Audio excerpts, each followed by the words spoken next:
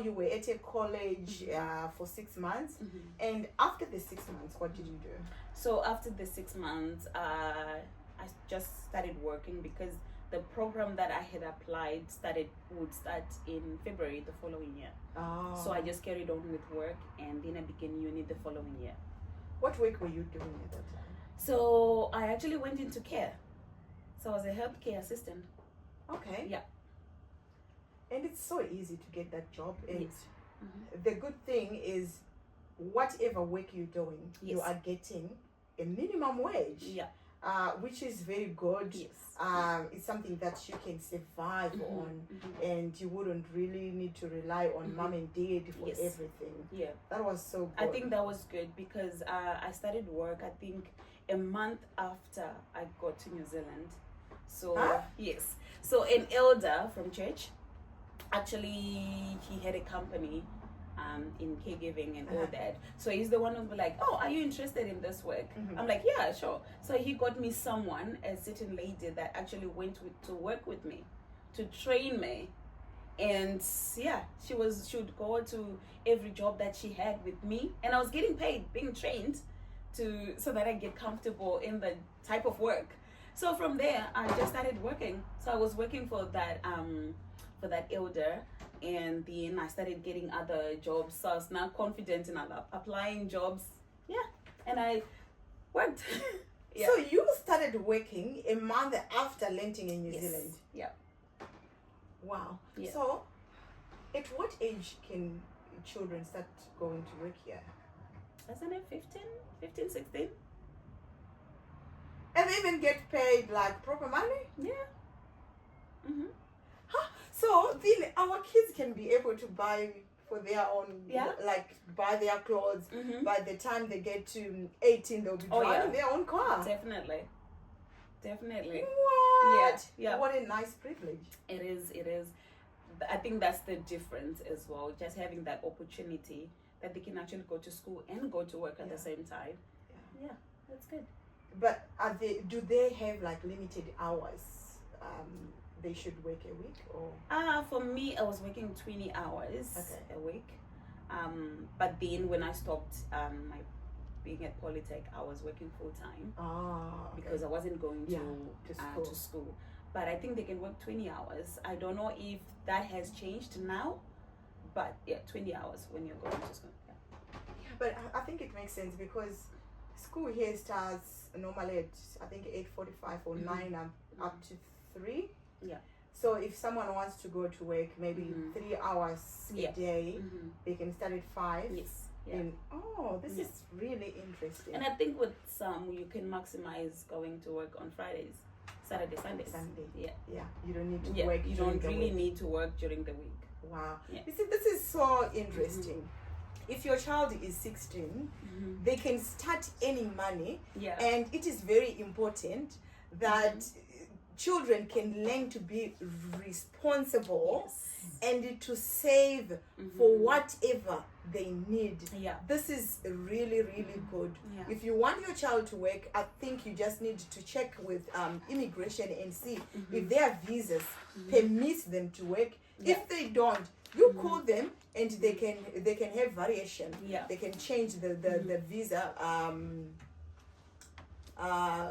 They can allow them to work for certain hours. Yeah. This is very interesting. Yeah. So now after you got into the program that you wanted to do. Yeah. What program was that? So that I ended up changing because there was a lot of competition in medical imaging. So there's only 3 polytechs that does that in New Zealand. So, but then I wasn't aware that there were 3. So I only applied in 1.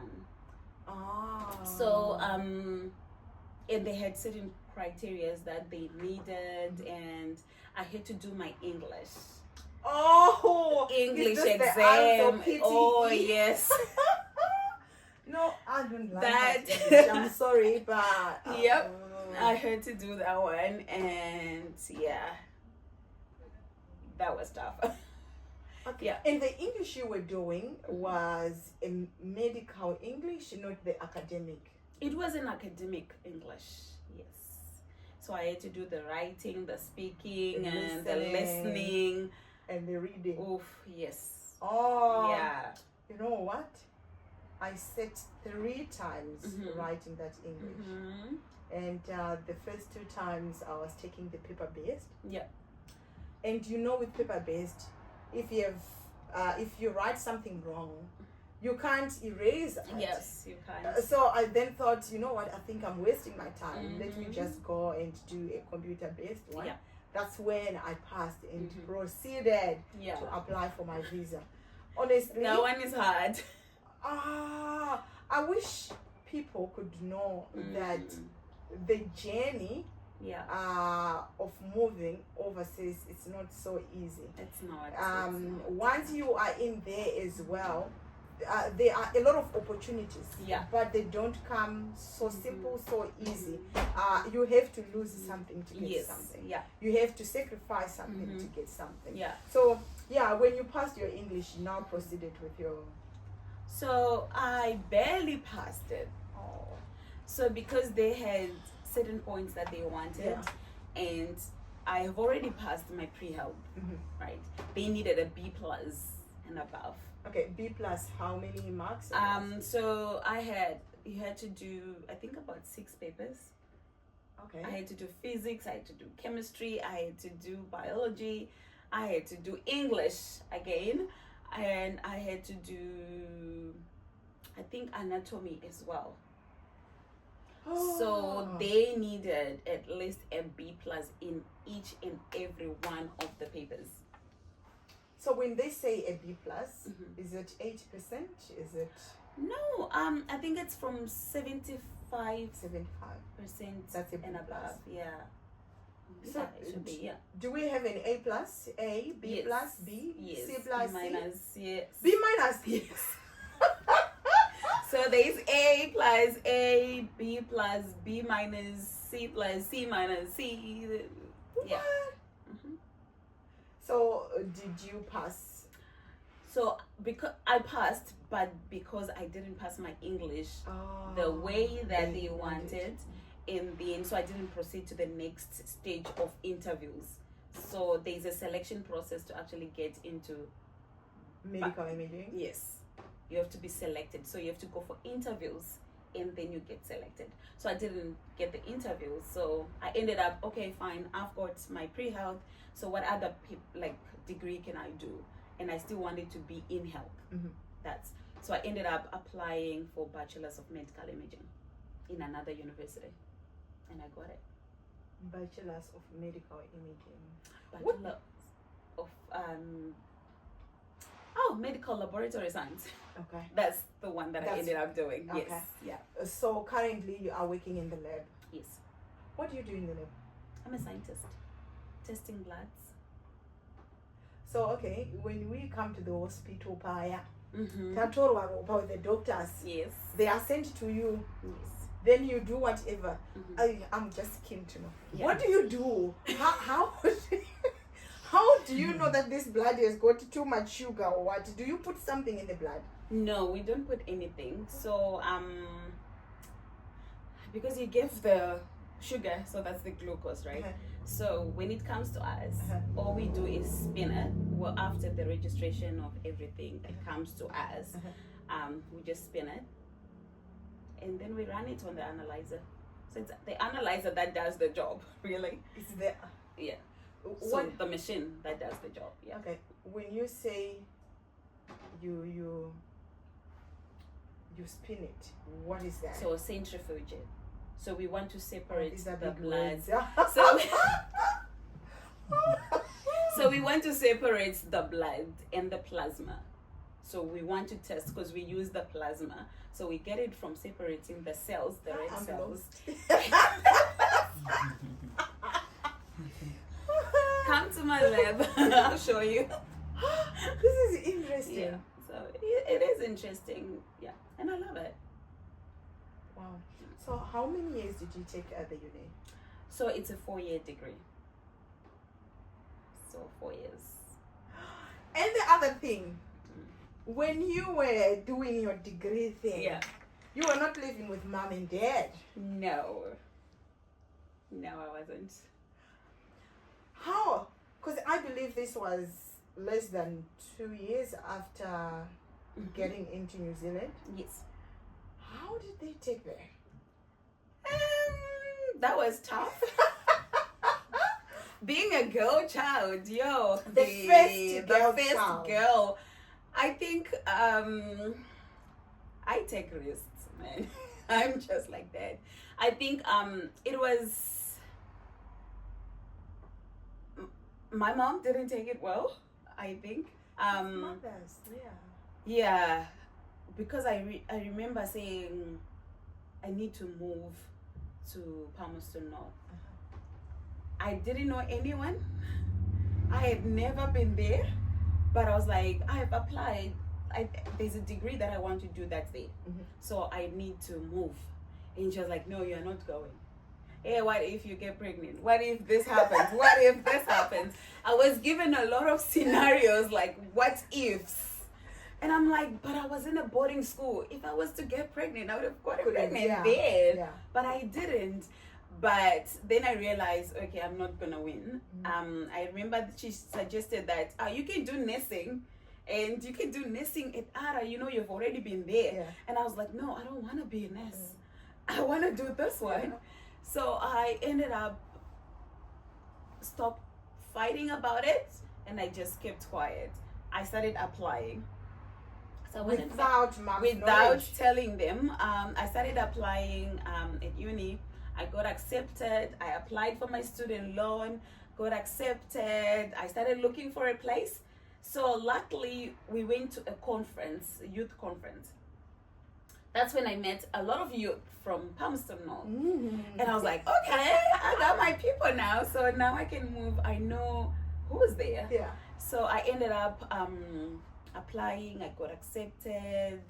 And I planned everything. Mind you, I was working. So that's when the government changed that I couldn't get the student loan because they changed the rule a year, just a few months before I start uni, that you would have to live in New Zealand for 2 years for you to access the student loan.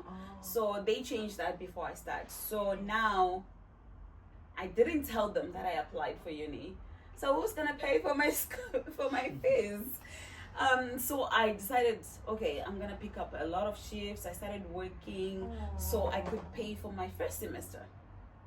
Second semester, I don't know, we'll figure that out when we get there. So I started working and I went for my first semester fees, my accommodation and everything. And I planned, and just a week before I left, I told them I was moving to uni. And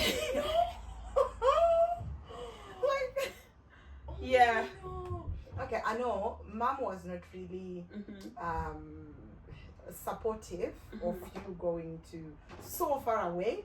I think her reasons were, the first one, you had just moved from a country that is totally different.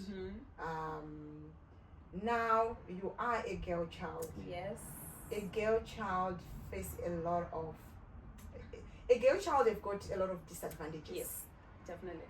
And you are, you know, she wants to be with you so that she sees what happens. Yes. Yeah. I understand here because I am a mom. Yeah. At the same time, I wouldn't kind of stop supporting completely. Yeah. I would maybe find a way so that you know I just give you a support. Yeah. I might kind of pretend or fake it. Yeah. As long as you're doing what you want to do. But I would sit down with you and give you a good, a nice, a strong lecture. Yeah. That if anything goes wrong, I'll remind you that you know what? Will pass. Yeah. But we really thank God that you went there and you came back with your degree. Yes. So I think I really do understand where she was coming from, because there were other, stories that you would hear. Girls are at uni, they're not finishing, they're doing this. So I think for her, she thought at least she'll be home. Yeah. I can get to monitor everything and all that. And I also understand, being a girl child, I was already 19. I'm grown. And this generation, it was tough. So I think I understood where she was coming from. And I think when I told her that I'm actually leaving, that's when she came to terms with it. And then she was like, just go there, focus on your books, leave boys, all this. And she started lecturing me, and I said, don't worry, I'll come back. I'll be coming back. And I made sure that I was coming back every semester break. Wow. I would come back home. I would come back home every semester break. Be it in the middle of the semester, whether it was 1 week, I was coming back home. Oh, wow. I was coming back home. There was never a break that I skipped or said I needed to study. I would just come home and I would study at home.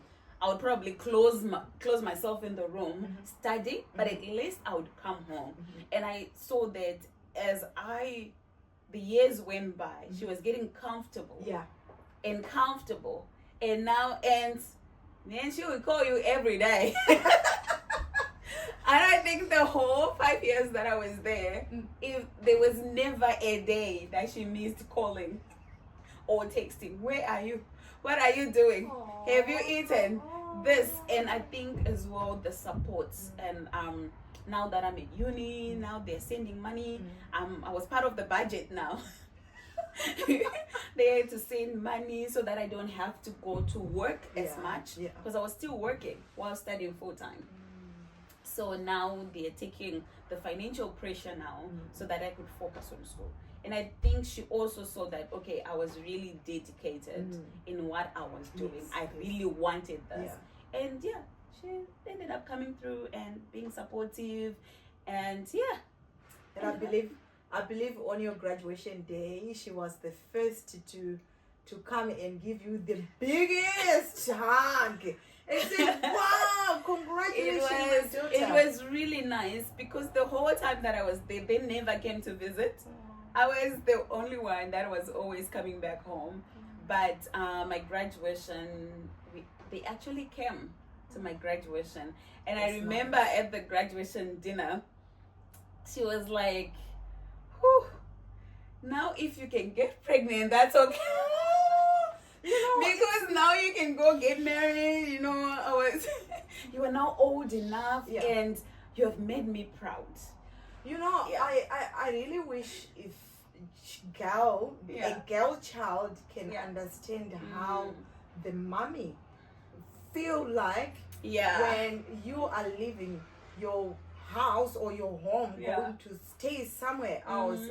The thing is, everyone would want to be proud of their child or of their child's achievements. So sometimes they really get offended. They might not show, they might not tell if you've done something wrong. So achieving something great like that, I'm sure is something that brought tears in their eyes. Because, it's something that you look maybe in your family history, then you just check, okay, has anyone graduated? Fine, no one. Has anyone done this? No one. You are the first one. Yes. That gives your parents pride. And I just wish if a girl child can listen to this. Every parent wants the best of you. Yes. The best out of you. Yes. And they always sit down and try to talk to you. Yes, I know sometimes we have our own minds, our own thinking. However, sometimes it is good to listen to what they say. And sometimes you need to risk, because some parents can also be persistent that you are not going to do it. You are not going to do it.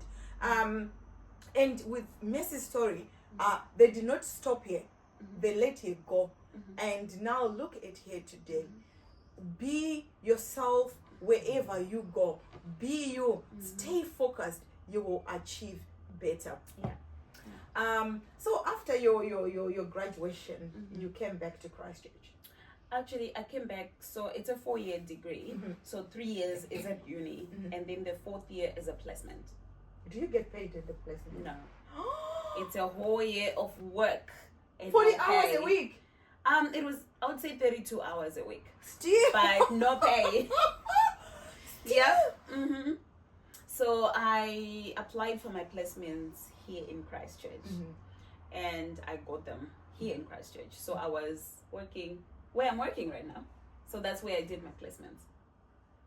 And the good thing is you were staying with mom and dad. Yes. You didn't need So to I worry was about back them. at home. Yeah. So so I would go for my placements from home. Yeah. Which was good. Yeah. The place that you did your placements is where you are working right now. Yeah. So how did you end up securing a job there? So because our placements were, you had to choose 2 subjects, 2 areas that you wanted to focus on. So I did, initially I was meant to do one here in Christchurch and one in Wellington. But then I ended up changing in the middle of the first one and say the second one I want to do it in Christchurch. So I got offered the place. So my second placement, that was in October, there was a vacancy. I hadn't finished my degree yet. And then they offered me the job. So they offered me a technician role. Placement? Yes. So I was about to finish my placement, and they were like, okay, I know you're not yet registered as a scientist, but we've got a technician position. Would you like it? And I said, yes. What? So I ended up having to finish my placement with a job already. Wow. Though wasn't yet working there because they just wanted me to focus on my studies. Yeah. So I then had to go and write my exams. Now the pressure was real because I have a job and now I need to pass. Yes. So yeah, I ended up writing my final exams, and then and my job was still waiting for me. Wow. And yeah, in January I started. So I got offered the job in October while still in placement, and I started in January. When was your graduation? So the graduation was the following year because they do 2 graduations a year, in May and November. So November, that's when our exams. So you can't graduate in November, you have to graduate the following year. So by the time I went for my graduation, I was already working. You were sponsoring yourself. You didn't need to bother I didn't need to. For everything that you wanted as a girl child. Yeah, I had to buy their tickets, okay? Wow. So yeah, that was good. Yeah. God, this was so good. Yeah. So when we talk to you, we should address you as the scientist. No, just messy. You know what? Sometimes I feel like, just to encourage someone. Honestly, this came at a price. It came with a price. Yes. Sacrificed a lot of joy out there. Yes. Other girls are just, enjoying themselves. Yeah. But you decided to go and study. And now, you know what? One day, I think I just need to say, okay, my scientist. I've got the scientist. Sometimes you just need to be proud of the people that are around you. Yeah. It is so good. And as we are closing, what advice can you give a girl child, especially a girl child? I think just be focused, remain focused. And I think I would say as well, at uni, it's not like it was easy for me to actually finish my degree. It was hard because you meet friends, you have fun. I don't want to lie. There was points that, you'd go out, have some fun, and then you come back home. But what I think what kept me was I knew, okay, my mom she's scared, and I need to prove to her that I got my life. And and I think what also kept me is knowing God, being grounded in God, and also having a church. And I think in Palmerston I had a family, so I wasn't by myself.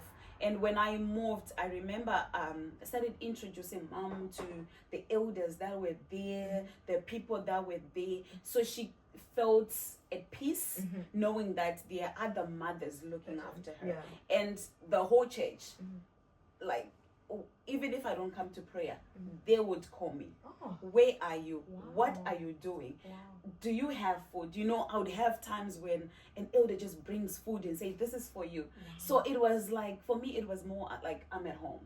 So I think I had every opportunity to go clubbing, but never a day have I ever stepped. I don't even know what a club looks like. So I had every opportunity to do everything that I wanted to do because they were not there. But I think I kept going to church. And I had people that were looking after me, that were holding me accountable every single time. So I think that is good. Yes, you can have friends, but also have friends that believe the same, that have the same values as you. And I think that's also what was good, that I was lucky that we had other 3 or 2 Zimbabwean youth from the same church that were in my stream. We were doing the same program. So I think it was also good that we would go out and go to dinner or movies and what together. The 3 of you. We were a group in the same in my same degree. We were a group, so we'll do things together, go out there for weekends, we'll go have fun together. And then I had three people from my church. So every single time we would have fun, but then we'd remind each other that we have to go to prayer, we have to go to praise and worship, we have to do this. So I think that was good. I didn't seclude myself from my surrounding or the people that believe the same, that have the same beliefs as me. So I think just to remain focused, know what you want, and just know that if you mess up, it's your life. It's gonna affect you. So if I just wanted to do whatever I wanted to do, it's hurting my parents, but it's affecting me. It was me that was going to be affected more. So I think for me it was just, I wanted to prove that, you know what, I'm good. You have taught me well. You have sat down with me ever since I was little, and I know what I want to achieve in life. So I think that's what really kept me, and I was proud of myself. It wasn't easy, it was tough, but I kept on saying, you know what, I've got God. That's I know what I want. I know what I want. That's what exactly. And I know what I want to be.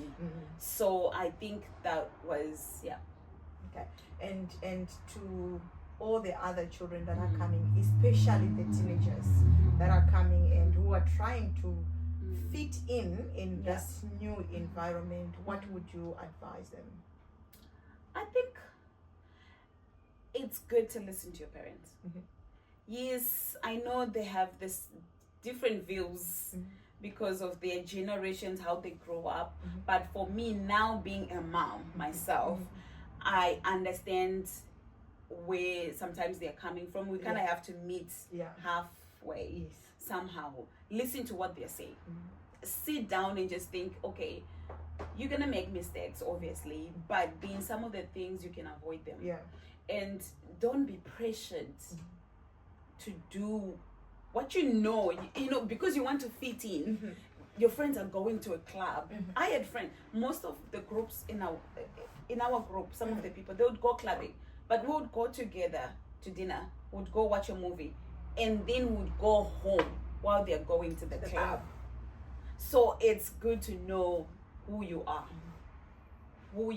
and where you come from. So I knew whatever I was going to do, it will embarrass my family. So don't just try to fit in everything. Choose the things that are good and do them. Don't seclude yourself, but choose. Choose. You know what you want to be. And so I think I didn't let that, push me to say, okay, fine, let me go clubbing so that I fit in with the fun. And that is a huge pressure because everything is there. That's different from back home, everything is there. You can do anything. and they have money, you know, you Yes. can't say, I'm not giving them money. Yeah, they'll find it some. Yeah. There's a way of finding money. Yeah. And now So, because they can work as well, Yes. you know, they'll be having their money, Mhm. and you can't say, give me that money. Mhm. You can't say that. No, you can't. No, this is really, really, Yeah, you really can't. good. And I really hope our kids, especially the teenagers, Yes. can get to know this, because trying to find their identity from the year 13 years to 17, Yes. I know this is a crucial time Oh, for yes. them. Yeah. And if they are not being taught, they might be swallowed by this world. Yes. And I think maybe as a suggestion, something that we may look at, probably at youth gatherings, Yes. find someone like you who can just go and talk to them.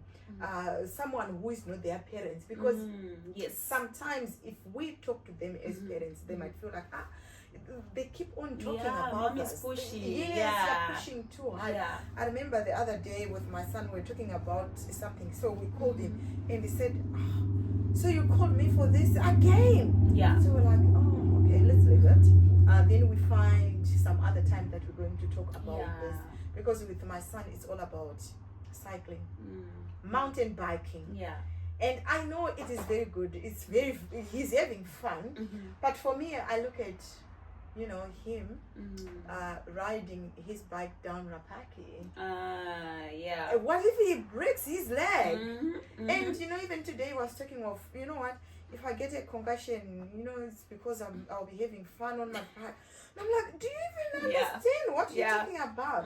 So I think we need to find some people that can come and teach the children, the people that have experienced life and that are at a better stage of life.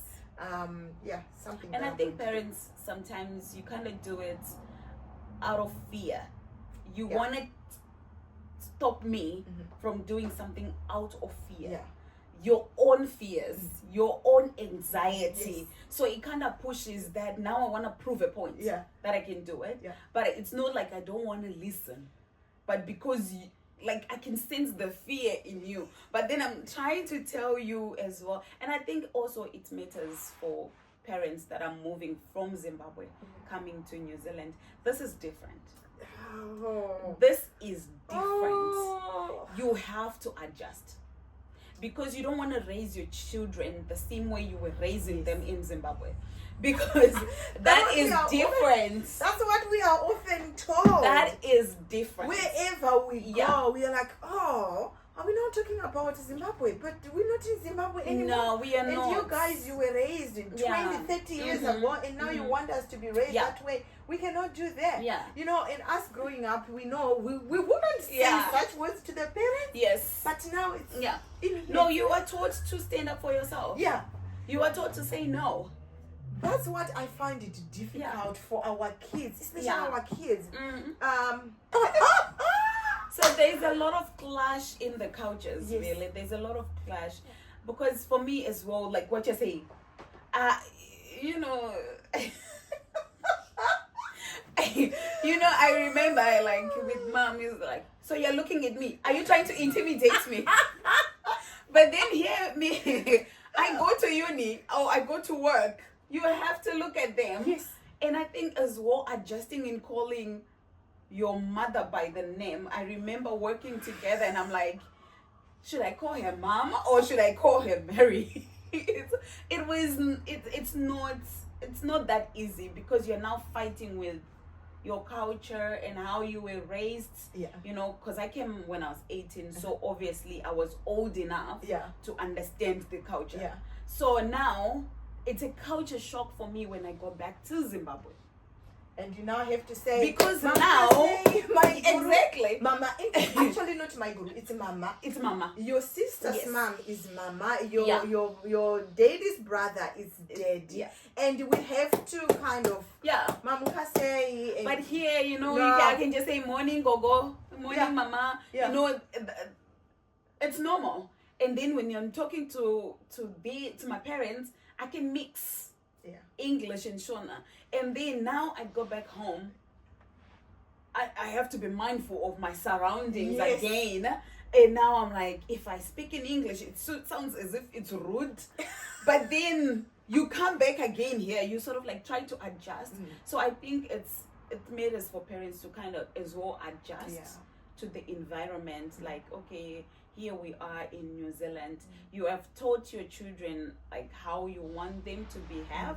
It doesn't mean like stop teaching them or stop introducing our culture, but still do it knowing that you can adjust a little bit so that you're not pushing them away. Because I think here it matters for for parents to have relationship with kids, or you need your relationship with your kids. Because I think as well, you know, I've got one sister and then I've got brothers, lots of brothers, but then I can talk to my mom about anything, you know, which we cannot do. So you couldn't do that. You couldn't tell your mom about your boyfriend or whatever. But here you kind of have to adjust because she's the mom, she's the auntie, she's everything. So you sort of like have to adjust so that you have a good relationship with your kids. They can approach you. It's easier as well at school if they're having troubles at school. And sometimes they are quiet, they are scared because of something that a mother can easily fix. It can help, like the environment you create at home can actually help them at school to be confident. Because I think there was a time that I was talking to a little girl born here but is a Zimbabwean, and she said, I'm having a hard time fitting in because I feel like if I have to go to a girl my age that was born in Zimbabwe, I don't fit in with her. If I go to a Kiwi, I don't fit in. Yes, I was born here, but then our skin is different. So I don't fit in with them. So where am I? I'm in the middle. I don't know where do I belong. Like it got me. I was like, oh, I'm raising a son here. He's going to feel the same way. So what can I do as a parent to help them? Migration has got its own. It's hard.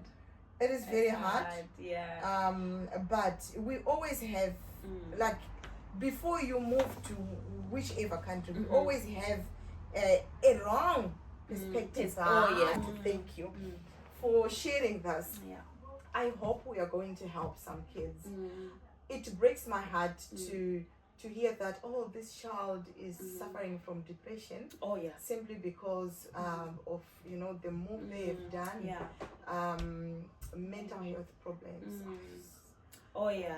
That's a real thing. And I think there was a point sometime last year that there were a lot of suicides among the teenagers, and because they're trying to fit in, they're trying to find their identity, and that's actually one of the things that is really hard. And then you just migrated, and there's a lot of changes when you come in.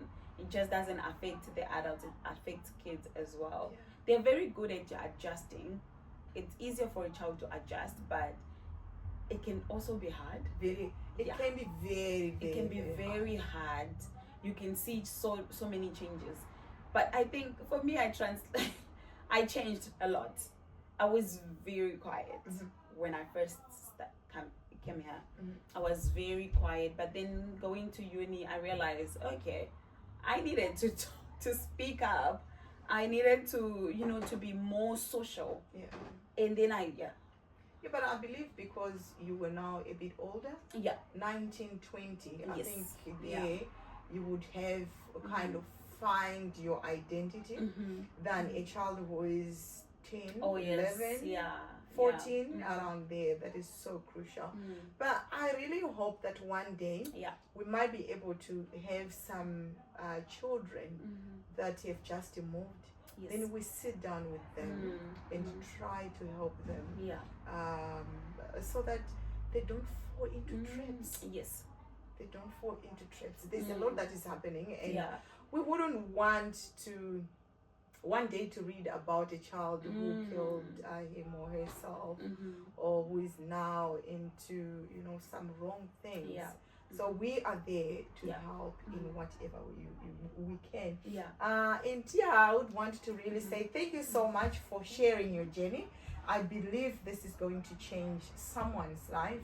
And remember, the focus is not only for the people in the diaspora, it's also for the people back home, to understand and know that life in the diaspora, it's not that easy. It's not that easy. It's not. I think as time goes on, 10 years plus maybe, but for the people that are just coming, it will take a while.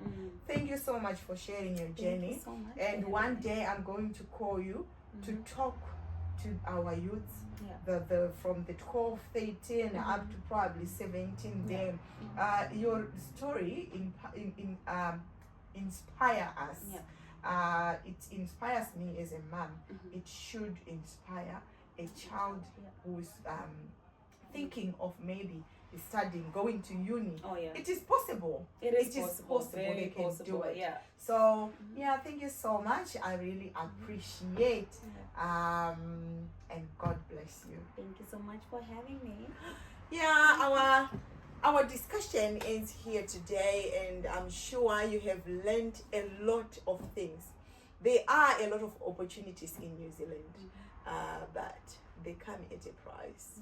And as a child, a girl child or a boy child, stay focused. Remain focused on what you want to do. Don't be swerved and swayed by the wind. Follow what you want. Even if friends come and say, let's do this, remember what you want to do. She also mentioned something when she said, you need to listen to what your parents are saying. And she also said, it's not all about you. Sometimes give your parents a listening ear. They have the best for you. They want the best out of you. They don't want to see you going astray. They want the best out of you.